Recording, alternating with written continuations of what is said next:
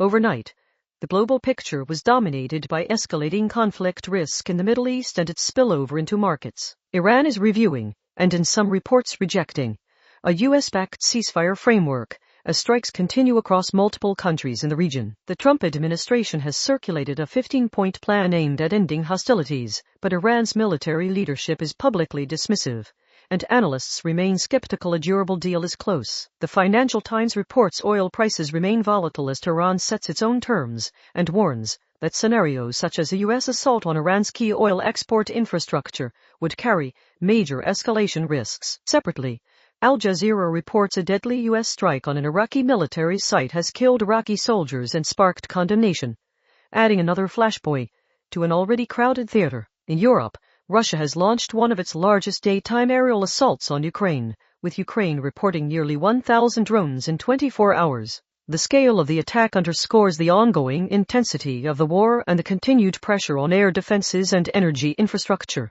On the technology and artificial intelligence front, a landmark social media addiction case has delivered a major legal development.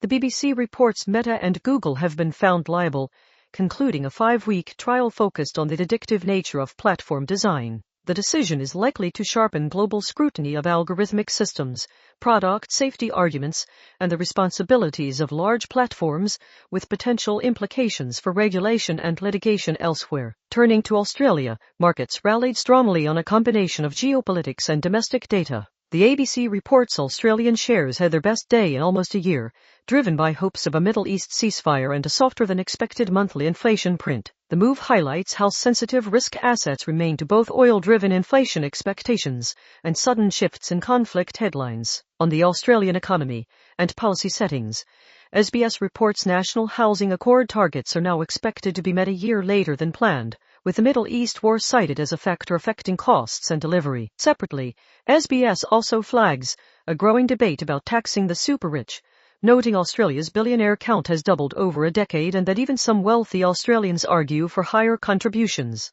In the public service and government spending space, the Sydney Morning Herald reports a program providing legal assistance to domestic violence victims is under review, despite earlier funding commitments, raising questions about service delivery priorities and the durability of program funding under budget pressure. On AI and government capability, the conversation argues Australia's new military AI policy arrives at a crucial time, but reads more as intent than implementation, with the challenge now shifting to procurement, governance, and operational integration.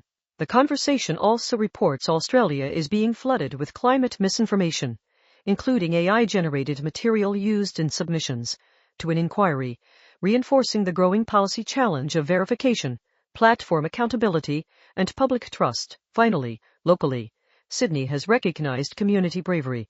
The ABC reports Bondi hero Ahmed Al-Ahmed has been awarded a key to the city and a lifetime beach parking pass for disarming one of the Bondi attackers during the December 14 terror incident. In the Northern Territory, the ABC reports closing arguments have been heard in a Darwin rape trial, with the matter now before the jury.